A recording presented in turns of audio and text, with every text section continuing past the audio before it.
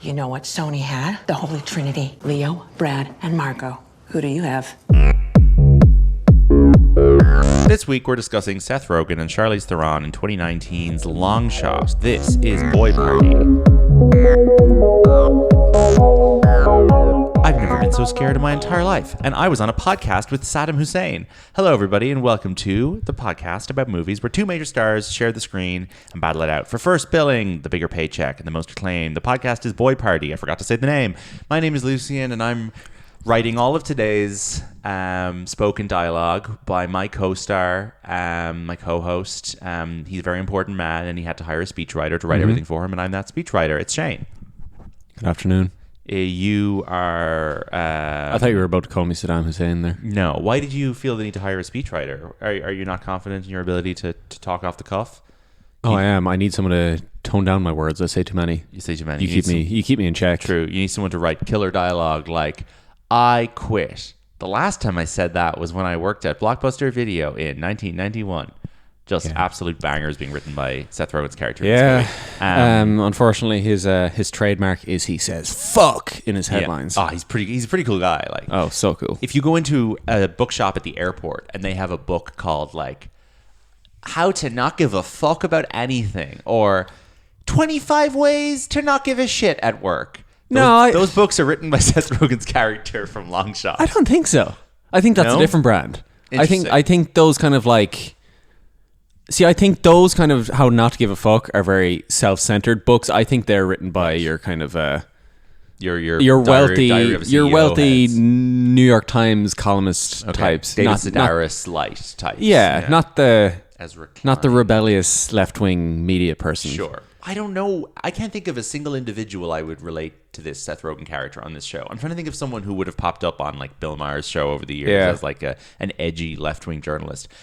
There's a couple people that I could kind of make a connection as a stretch. He's kind of like a more wild version of one of the Pod Save America guys in terms of the speechwriter element. I guess that's what I start to think of as John Lovett, who is sort of the wacky comedy guy who came from Obama's speechwriting background and ended up hosting a podcast. I feel like he's kind of that in reverse.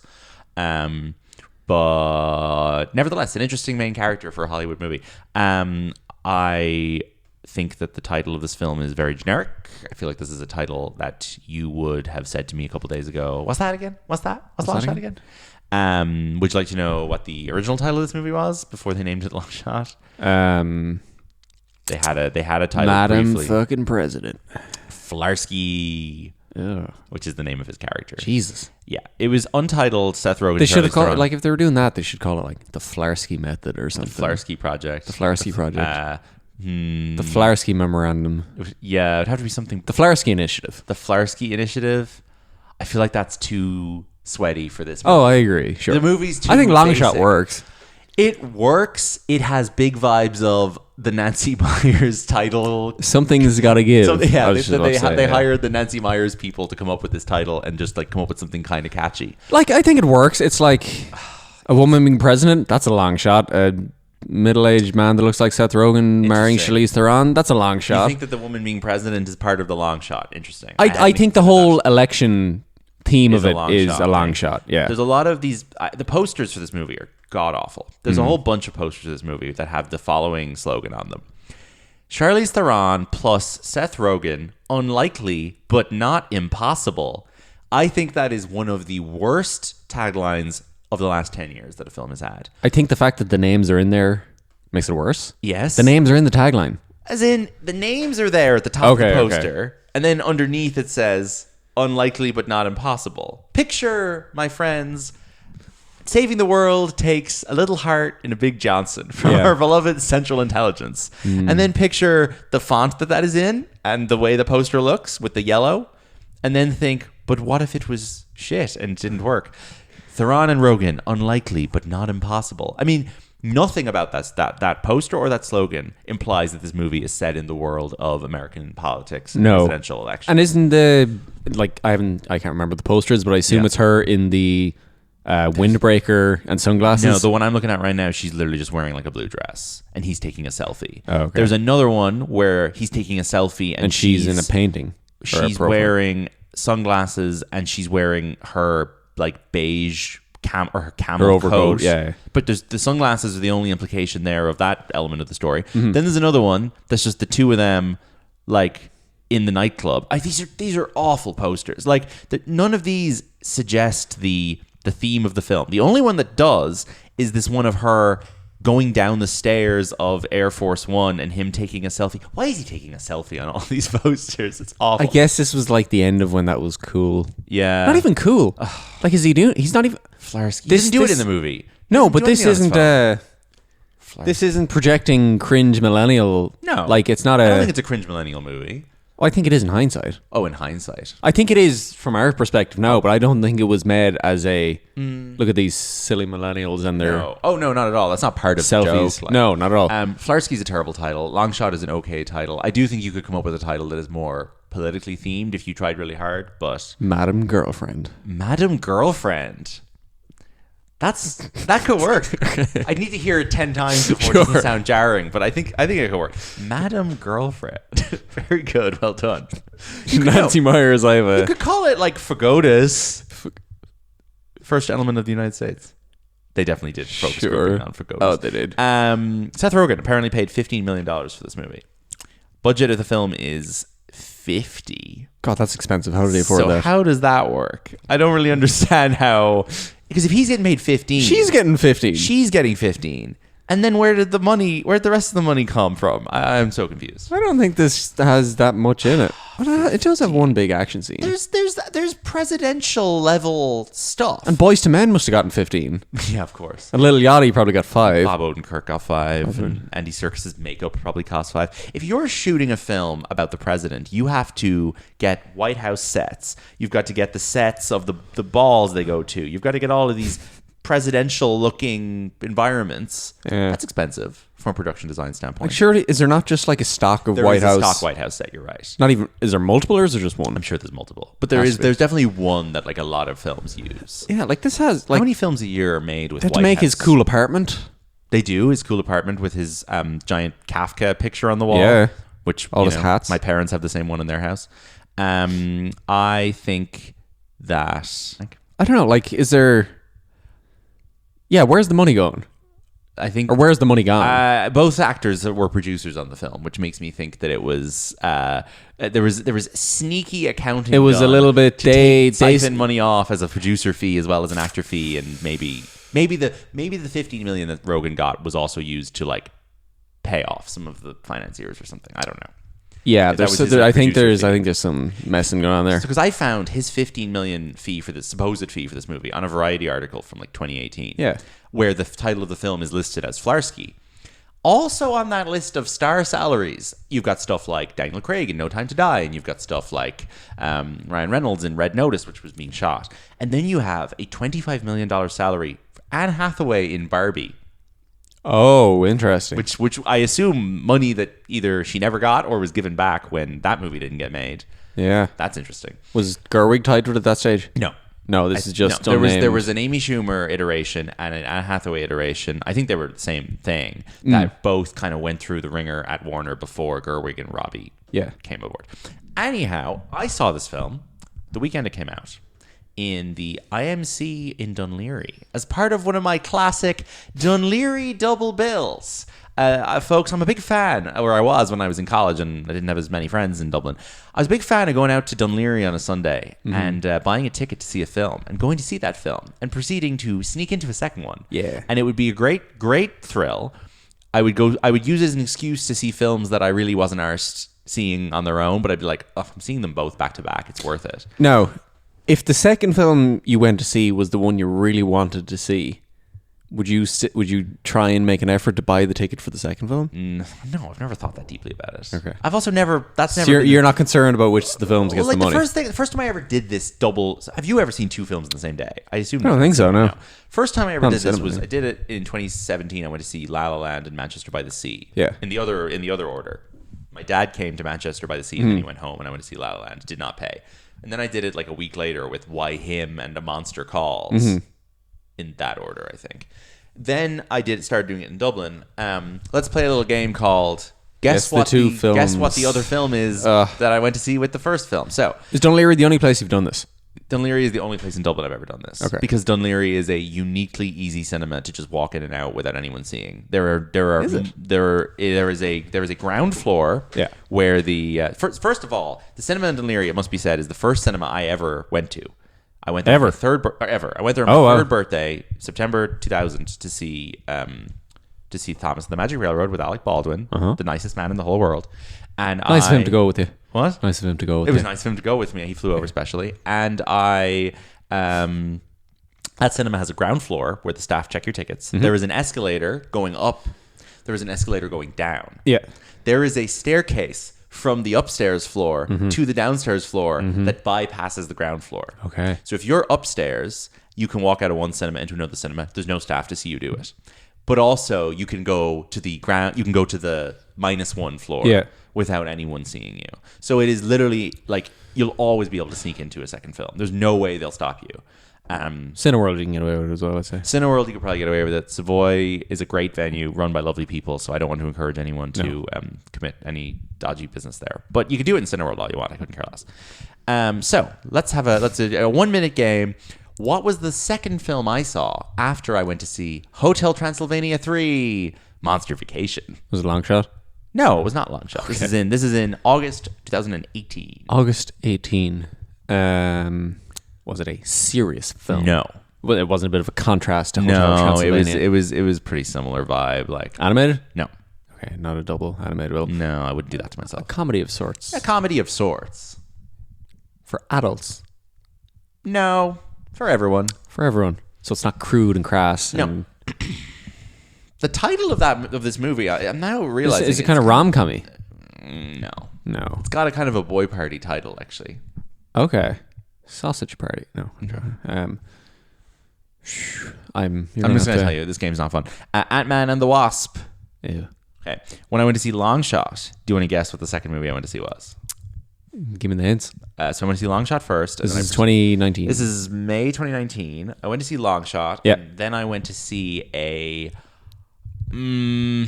IP-related family comedy sci-fi thing. Oh, it's very hard to describe this. Just tell me. Detective Pikachu. I would not have gotten that in several years. Detective Pikachu. I was in the United States of America at this particular time. Exactly why I was going to the cinema on my own in Delirium. Twice. Today. Long Shot and Detective Pikachu. Mm-hmm. And I thought this film was a delight. I thought it was great. I really liked it. I put it on my top 10 films of 2019. I was a big advocate for it. And then I revisited it 2 years ago, and I thought that it was not as great as I remembered. And now I'm pretty consistent with my take that it is a very charming but unexceptional piece of work. I agree. I came out of it with minimal faults, but also minimal things I was particularly interested in. Yeah. Which is a pity, because it is good. It is dealing with interesting subject matter for us. I think we enjoy the world of where American media overlaps with American politics. Yeah. Maybe its commentary on that isn't quite as sharp as it needs to be. Like it's not, like, tonally, it's not actually that far from like The Interview in terms of addressing world leaders and how it's quite similar. It kind of whatever. The stereotyping of Justin Trudeau via the Skarsgård performance. I really like that bit though. It was good, but it's operating along the exact same lines as the Kim Jong-un character in The Interview. Yeah, but like Charlize. Yes. Being kind of silly and swearing is kind of reverts back to Kim Jong-un liking Firework by Katy Perry. Yes, exactly. It's not too far away. The politicians, they're just like us. Charlize Theron is an interesting presidential bit of casting, because I can't really think of many other movies where the president or like a presidential candidate is a mid-40s woman. I feel like it's like kind of an unusual one. Like, you either get the much older female Hillary Clinton type candidates, or you get men. What are frames of reference there? I don't know. Who runs in real people? No, I mean in film. Do we get a lot of female presidential candidates? No, but now we're getting this sudden glut of like people thought Kamala was going to win, and we have Bassett in Mission Impossible. That's not Kamala Harris related, but Bassett in Mission Impossible, Bassett in Zero Day, and Viola Davis in G20. Okay. All happening at once. And you're like, there was definitely a bit of a sense here that there was going to be a black female president. It's kind of a bummer for everybody. Yeah, a little bit. But like otherwise, you've got like Kerry Russell in The Diplomat, I guess, like kind of a similar generation. I don't know. TV a bit more so. Is there? Yeah. West Wing, is there a female president at any point? No Candidates. No. Alison Janney's not at all. She's just kind of, she's like the comms director who gets promoted to chief of staff. Like there's no. I feel like House of Cards and The West Wing are kind of realistic in the sense that they're like, there's not going to be gender is built into the like the seriousness about it is built into that. Yeah. But this movie is just like, yeah, she'd be good. And you're like, she absolutely could be. She fits the American vision of what a stateswoman should look and sound like. There's an interesting question here where I think is kind of being asked in American politics currently is, what if a presidential candidate had reasonably progressive policies and was likable? Yeah, exactly. And she's presented very endearingly, especially in contrast to Odenkirk, who is clearly like a buffoon Democrat, former TV star, bit of a blue version of Trump, but he's like, I just want to be famous, I want to be on TV, and he's not even bothering to run for a second term, which makes her seem super fucking locked in. In contrast, and also like her being a good person with good intentions is very quickly established via Seth Rogen reflecting upon her when he knew her in high school and she was running for student council and she was very motivated and cared a lot about the environment, and the environment being her kind of main shtick in this. Instantly, you take her side as an audience because you're like, okay, that's a real issue we can all agree on. Like, we don't need to know her thoughts on war or on Gaza or whatever because she's good on the environment. So it's a good catch-all for safe territory for the film to operate in, where she's not going to piss anyone off. But it is funny that a film that makes a big fuss about a female American president and they cast a South African actress. But what are you going to do?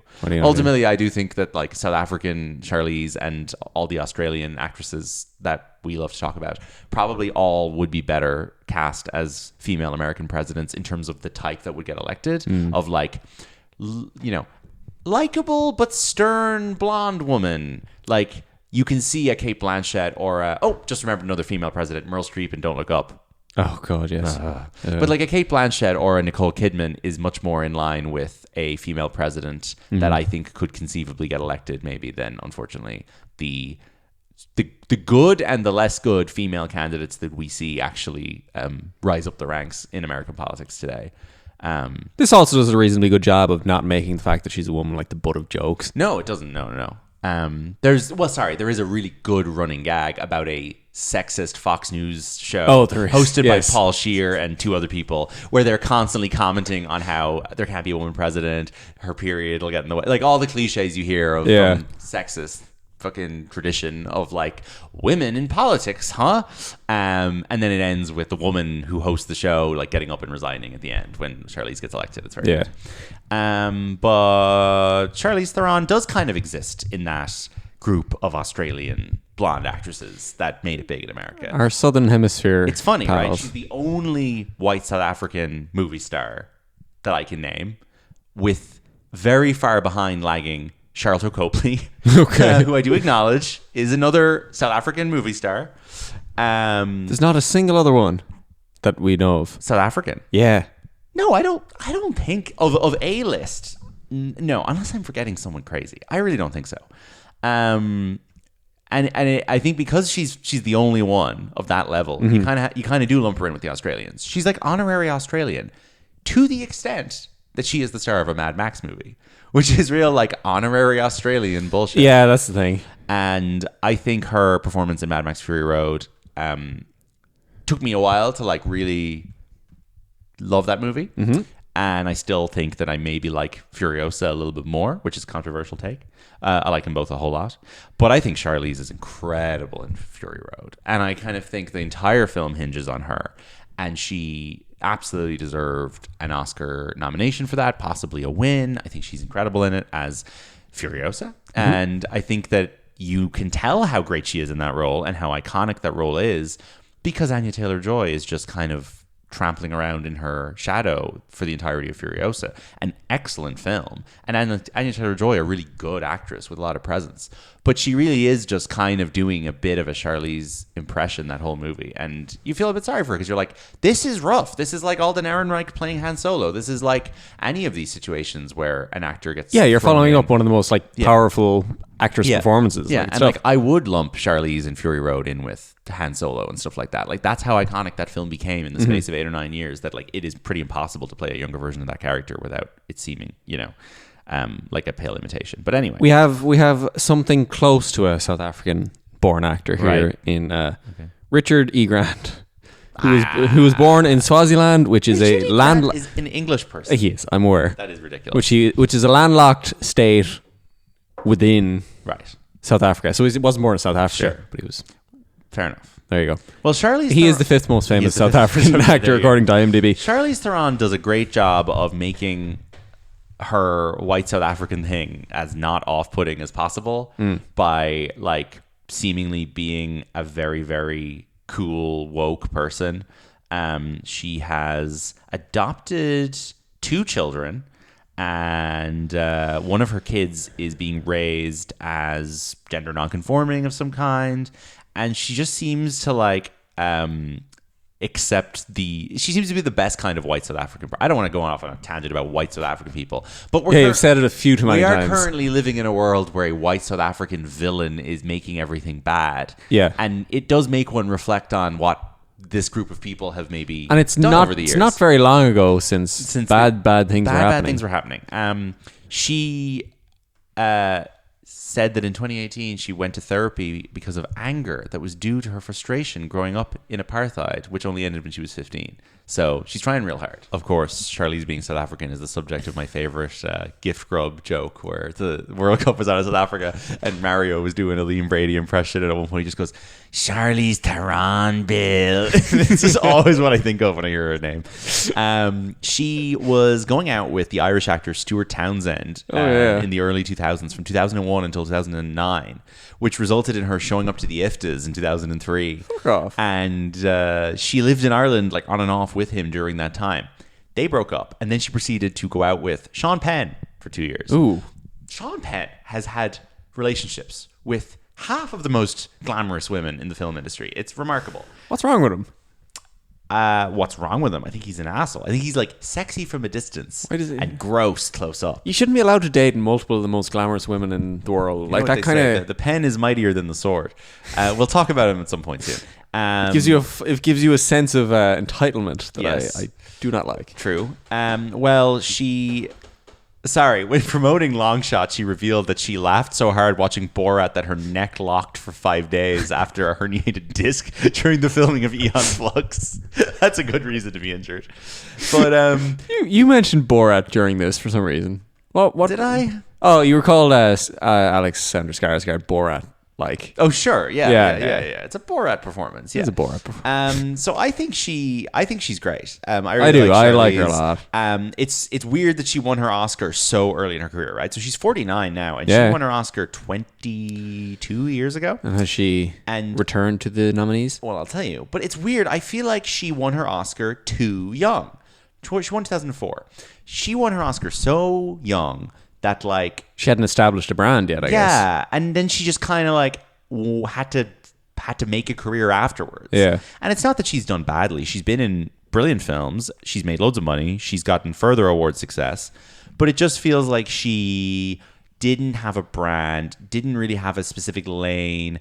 I'd say you could say Jennifer Lawrence is kind of a similar case, where she kind of was left flailing a little bit of like, your quote is so high that people can only afford to put you in really big movies. Yeah. But your taste is too good to want to be in sloppy blockbusters that often. So you're kind of stuck in this gray area. Waiting for the $80 million. Yes, waiting for the Fury reasonably Roads, good. Yeah. Waiting for kind of Oscar baity stuff that you'll fit into, waiting for big studio comedies like Long Shot that just don't exist anymore. But she follows up her Best Actress win with an Oscar nomination 2 years later for North Country, which is a Niki Caro film that I have not seen. I'll be honest, I haven't seen Monster, her Oscar win either. I do typically try and watch the the actor's Oscar-winning performance before we recorded an episode. But this movie just sounds so miserable. It's about like a lesbian serial killer in the 1980s in like Wyoming. This just sounds really sad. I don't want to watch this. She ends up getting executed. Charlize famously looks kind of like quote unquote ugly and gross in this movie, and it did kind of establish a cliche or a joke about like, if an actress wants to win an Oscar, she has to look real gross, which there aren't actually that many examples of it. I think this is one of the only examples I can think of, but she does look kind of, there's a lot of makeup on her in this movie anyway. And she gets her third Oscar nomination in 2020 for playing Megyn Kelly in Bombshell. In all the cases where someone has gotten an Oscar nomination for playing a real person in a biopic or any kind of ripped from the headlines movie, Megyn Kelly must be one of the like stupidest people, and I don't mean like unintelligent, I just mean like a person whose existence is stupid that anyone has ever been Oscar nominated for playing. Like Megyn Kelly does not belong within 100 miles of the Oscars, but it's like if Dave Franco got nominated for the Disaster Artist. Yeah, well, if James Franco. Sorry, yeah, James Franco. Yeah, exactly. Yeah, right. Like Megyn Kelly's existence is dumb. It's crazy that there's a huge disparity there between how famous the actor is and how famous the person they're playing is. Sure. I would say Megyn Kelly's more famous than Charlize. I think Megyn Kelly is like one of the 30 most famous people in America. Yeah, I guess so. But Bombshell is not great. It actually has a lot in common with Longshot, like tonally, I would say. But she is like, it is an insane impersonation of Megyn Kelly. She's so good. Yeah. They give her a fake nose or whatever, and you're just looking at Megyn Kelly. I do think it's like the closest physical resemblance I've maybe ever seen in a film to a real life person. Like I felt like I was watching Megyn Kelly in a way that I'm not normally convinced. And it's pretty convincing. But it's not really acting. It's just an impersonation. And she's also not the character in that movie who has an emotional arc. Like Margot Robbie's character is the one who kind of like pulls the narrative forward in that film, and she's playing a fictional character. But anyway, Charlize pre-Oscar was in The Cider House Rules, which we watched recently, which we discussed on our Michael Caine episode, I believe. She just has like a kind of a 1920s face, so she's just in a lot of stuff where she plays like love interest in it. Well, she can if you put the right hairstyle on her. I mean, I'm looking at her here on the Cider House Rules poster, and she looks like a 1920s person. Like it's very impressive. But post-Oscar, she does do her big paycheck slop movie, which is Aeon Flux, the Karen Kusama movie, where it's just like, I don't even know how to describe this movie to you. It's just real like...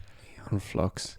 I can kind of infer a lot of it from the name. Techno, like mid-2000s techno-core, sci-fi, futuristic. Her hair is dyed real black and like... Is this a computers are cool movie?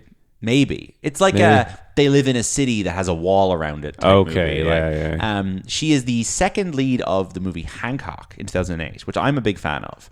I think Hancock's great. I don't know how well she fits into Hancock, though. Is she the second lead in it? She is. I always remember it's a Bateman Will Smith vehicle. There are some posters and a DVD cover for Hancock where she is standing beside Will Smith.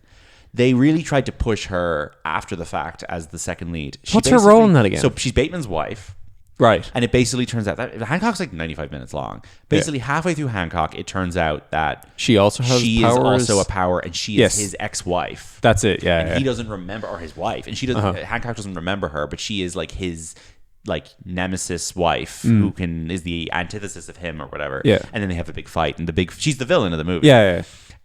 It's like not a very interesting use of her. Mid-2000s, she also shows up on Arrested Development. Oh, she does. Which is like a real evidence for me of like, she is probably more interested in doing comedy than she is in doing other shit. And it's such a waste that she doesn't really get to do comedy properly outside of like Arrested Development and Longshot and like one or two other things. Because she's really good in Arrested Development. She plays a person with a learning difficulty that, again, Jason Bateman... Yeah, there you go. Is in a relationship with, and she's in just some of the funniest episodes. I think it's like season 3. Itsy Bitsy IRA. Yeah, Itsy Bitsy IRA. Mary Poppins. Like she's just in some great episodes. Oh, she's so good in Arrested Development, and like I wish she had gotten to do more stuff like that. She's also got like a really very good laugh. Oh, she does. There was when Seth Rogen shows up in this in the funny Swiss suit. There's a man with a laugh. Yes. Yeah, but she just bursts out laughing. I'm like, she's got a good laugh, it gave me the impression she hadn't seen him in that before they shot that take. It felt very real and funny. 2011 and 2018, she's in these 2 Jason Reitman movies that people love. I think they're both fine. Young Adult and Tully. Mm-hmm. So these are like probably the most widely liked performances of hers outside of Furiosa. Mm-hmm. In Young Adult, she plays like a schlub children's book author who like goes back to her hometown and is miserable and hates everyone. Ends up going out with Patton Oswalt. It's a pretty charming movie. Like she's good at playing like a bitch. Like that is how the character is conceived of. It's just, what if a woman was a bitch and hated everyone? And she's really good at that. Like it's the kind of role that men are normally only allowed to play, and she's very good at the female version of that. Yeah. Tully, she plays a woman who's struggling with raising her kids. She hires a babysitter played by Mackenzie Davis, who it basically turns out is a hallucination of younger her. Spoiler for Tully. I like Tully though. I found Tully quite charming. I watched it recently. Her and Mackenzie Davis have really fun chemistry in that. And then you've got Prometheus and Snow White and the Huntsman, which are released, I think, within 2 weeks of each other in summer of 2012. So this is when Charlotte, like, she really... That's a real double bill of films I wouldn't go and see despite really liking Charlize. Well, Prometheus is a film I like, but she's not the lead of it. Like, is Fassbender the lead of it? Noomi Rapace and Fassbender. Okay. And then Charlize is kind of a distant third.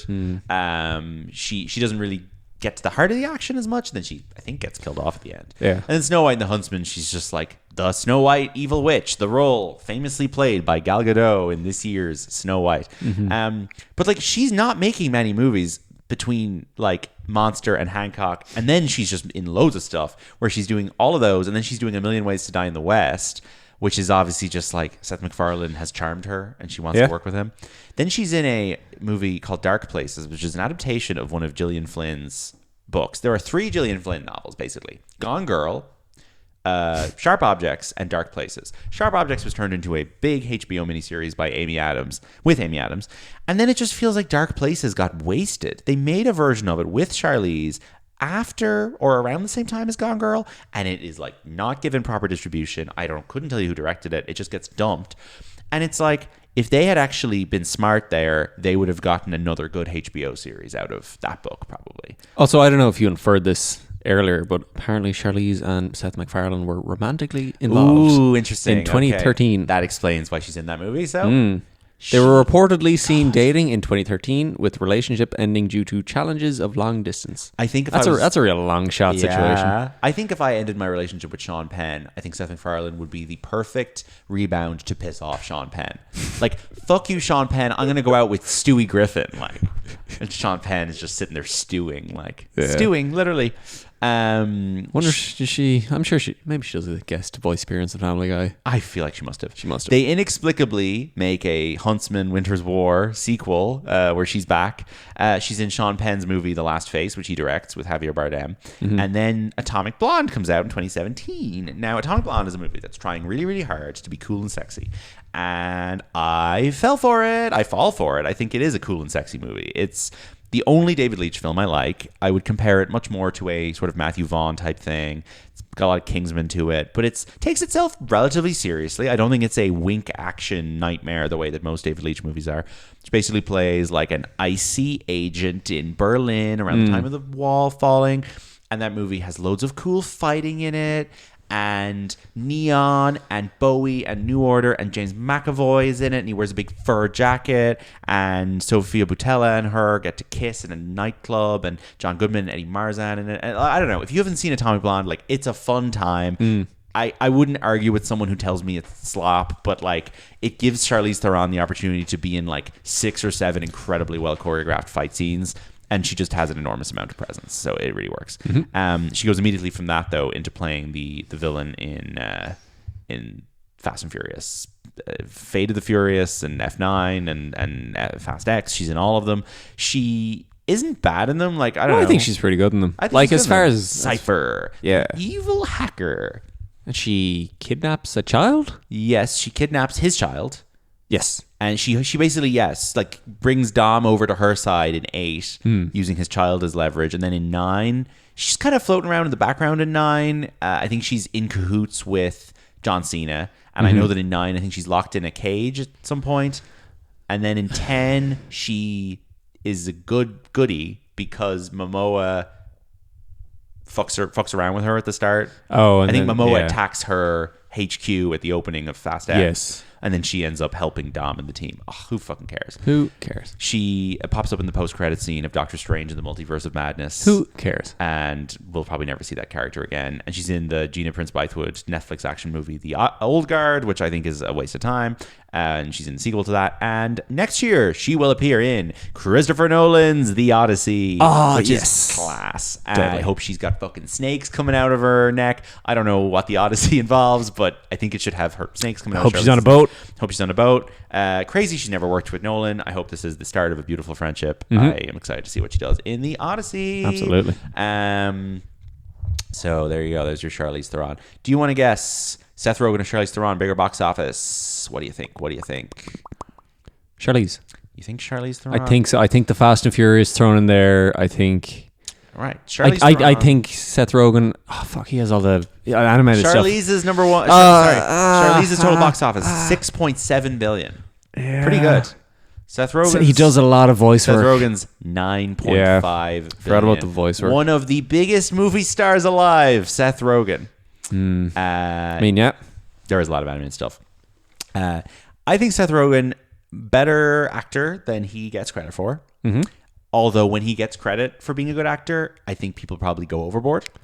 As in, yeah, because he presents his image as kind of a little bit of a goofus, like. Yeah. And when someone who presents himself like that does something good, people not patronizing, but there's a little bit overboard. Of like, look at you, very good. You can actually do that. Yeah, I think he's like someone who seems incredibly locked into like film history and film culture in a way that makes his acting more interesting.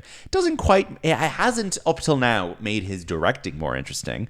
I think I see that changing now with the studio. Yeah, he's getting there. I don't know if I would call the studio interesting, but it's like, as in terms of like how it's directed, but it is an incredibly ambitious version of what it is trying to do in a way that I think it's pulling off, and it's very culturally on point. Like it's very current. Its satire, I think, is well rounded. And now there are exceptions to this. I thought, as I've said to everyone who knows me, that the Ron Howard fake movie with Anthony Mackie did not in any way feel like a real film that would get made, which just kind of took me out of the reality of the show. You think so? But in all the other cases with the Sarah Polley movie and with the Kool-Aid, I feel like, his finger is kind of on the pulse. He's obviously been to thousands of meetings trying to get stuff made, being pitched shitty movies. He's been in all these shitty animated movies over the years where like he knows exactly the kind of slop that they're threatening to constantly make. And he's obviously someone who's very interested in surrounding himself with very good people to make things look in a way that are exactly. Great. Like the studio looks like nothing else I've seen this year, and it's got insanely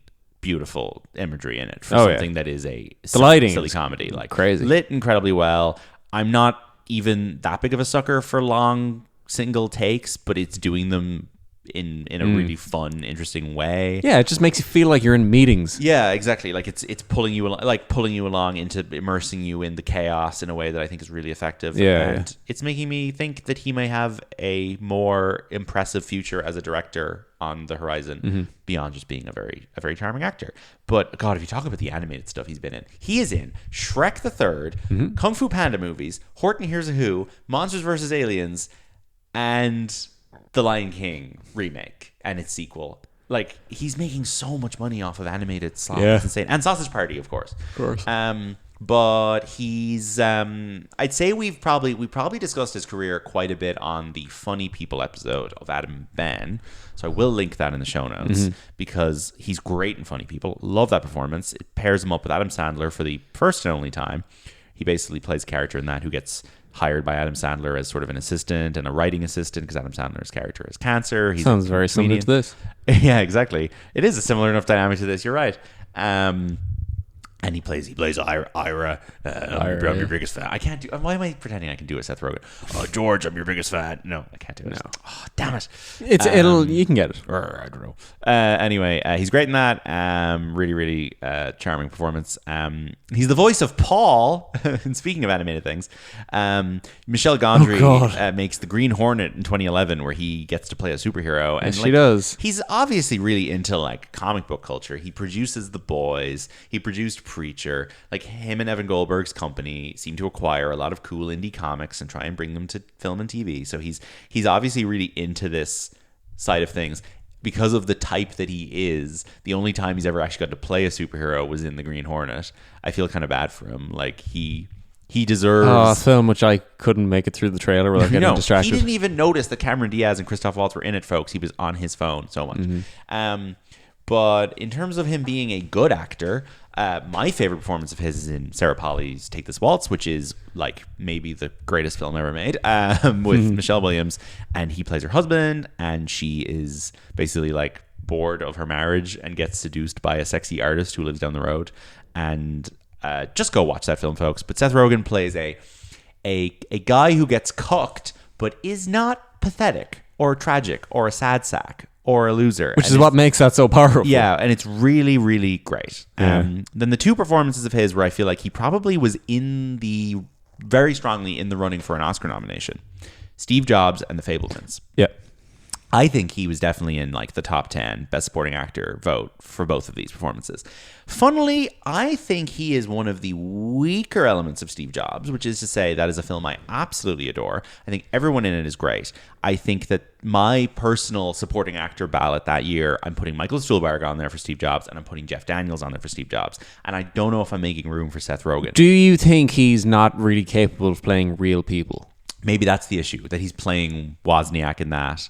And he's playing Spielberg's, mom's boyfriend. Less so in The Fabelmans, I guess. But like, yeah, that this is the issue. Maybe. I think that the Steve Wozniak character, whether he's real or fictional, is the least interesting part of that script. Sure. I think that his role in Steve Jobs' life is much more businessy than emotional. Yeah. And like the kind of conflict that he presents to Fassbender in that film isn't particularly compelling. Like, Michael Stuhlbarg is kind of the bridge with the daughter. Jeff Daniels is kind of like the representation of how he got pulled out of obscurity, and Jeff Daniels was kind of there and the stuff with his Steve Jobs' dad, and Jeff Daniels as a substitute father figure. Seth Rogen is just kind of like his buddy that he's being an asshole to, and he's just like, Steve, you got to be nice to your employees. Like, that's kind of his role in that film. He does get good scenes and good moments, but like it's an incredible film that I adore, but like he's not it's just not my favorite performance of his necessarily. And then in The Fabelmans, which is a film I cannot stand, he plays, he's opposite Michelle Williams again. And he's basically the dad's friend who steals the mom away. And I don't think that it's a very interesting performance at all. And he's just playing himself. Nothing else of Seth Rogen's career I really feel the need to shout out. American Pickle didn't really go anywhere. The Interview we had intended to do an episode on, and I'm so glad we didn't. Nothing to say about that or about James Franco. Yeah, it got its mention already. Yeah. So. The Night Before is really, really weak, actually. Him and Mackie and Joseph Gordon-Levitt, a Christmas movie. I don't think it's that great. The Neighbours movies are very middle of the road. This Is the End I'm not a fan of. And The Guilt Trip's pretty good. Him and Barbra Streisand. It's a good boy party. He seems to work a little bit with Joseph Gordon-Levitt. He's got his guys that he comes back to. And I guarantee you, they're all going to show up in the studio. Course. But 2019, I think him and Charlize doing a movie together, it's a really good idea. I think this is a really good vehicle for his persona as well. It's like, what can you cast this guy as that isn't just loser? A political journalist who goes undercover at a Nazi rally, gets half a swastika tattoo, and then turns the rest of it into little legs, so it looks like a guy going for a run. Really good. That's a good gag. Swastik Man or something. Is that what they call him? I don't know. Do they have a name for him? I don't remember. Yeah, I think they give him a name. But if they're not going to give this man an Oscar nomination for The Fabelmans, I unfortunately I'm not sure that he's ever going to get one as an actor. He might get one as a writer. I don't know. I feel like the playing Spielberg's uncle who gets like big emotional scenes opposite the other actors in that where everyone else is getting nominated. Like Judd Hirsch was the one who got nominated for that. Is the problem. I don't know. I think he's on a trajectory where he's putting himself in the places where he will jump at anything that might get him towards an Oscar. I hope so. I feel like the ambition is there that he might will himself to one. Maybe. The studio is also going to like win over an enormous amount of respect from within the industry for him. Some Emmys there from? Maybe. Not in the studio, yeah, sure. Yeah. Maybe. He's so young. It'd be nice if in his 60s he just like was in something amazing and you're like, oh, great, time to give him his Oscar. Yeah. You know, like Robin Williams eventually did. Like, I can't really think of a parallel to Seth Rogen in the previous generation because, you know, he's not like a McConaughey type. No, like he's kind of he's like an SNL guy type, but a far more charming version, and also like has his head screwed on and like has never had like he's so into weed that he's never gotten into any worse drugs, so he has a stable existence. I'm surprised he's taken such an interest in film and hasn't just like retired to become a weed guy. Yes, I thought he was on that track for a while. It seems like he could just make money from his weed company and his pottery, all this stuff. But anyway, I think I'm a fan of his, and you know, not a controversial thing for a 27-year-old man to say that he likes Seth Rogen. No, but I think he's got more going on than people give him credit for, I guess. Absolutely. Also in this movie, you got Andy Serkis under tons of makeup playing Rupert Murdoch, Conduit. You've got June Diane Raphael, one of the hosts of How Did This Get Made, and Ravi Patel as the two staffers constantly bickering and trying to get Seth Rogen to fuck off. They're really funny. They're funny. Bob Odenkirk plays the president. Alexander Skarsgård plays James Stewart with a D. Oh, who is the Trudeau type. And he's great. He's there's two very good bits of physical comedy in this. One is Skarsgård trying to show how his focus group told him they don't like his smile. Yes. So he shows his laugh. It's his laugh. Yeah. It's his laugh and his smile. So he does a very good real laugh and a very good fake laugh. Yes. And the other one is Charlize doesn't know how to wave. Oh, that's good. That is very funny. But there's also physical comedy. There's a scene where Seth Rogen falls down the stairs. Oh, twice. Yeah. He jumps out a window and then falls down the stairs later on. I think that's good fun. And should we talk about the oh boy moment? Oh yeah. So they basically, Rupert Murdoch blackmails Charlize with a hacked webcam video of Seth Rogen jerking off to her, giving a speech. And it ends with him ejaculating while shouting, "Oh boy!" And then what does he say straight afterwards? Oh, does he have another line? There's like some other... It gets into his beard, I think, so he's like... Yes, it gets into his beard. Yeah, it's very good. No, Charlize doesn't make an issue of this content at all. No, she doesn't. She just glosses it over and it's like, oh no, I feel bad. I'm sorry this happened to you. That's funny. Anything else to say about this? Why is it not better? Is this the ceiling of quality for a movie like this? Yeah, that's what I'm trying to think. Jonathan Levinson, it must be said, director. Wait, what's his fucking name? I've definitely just got his name wrong. His name is Jonathan Levine. Sorry. Jonathan Levine. He directed 50-50. He directed Warm Bodies. I quite like him. I think he seems like he's got a bit more imagination than most. I don't know why it's not better. Is it too committed to being a comedy?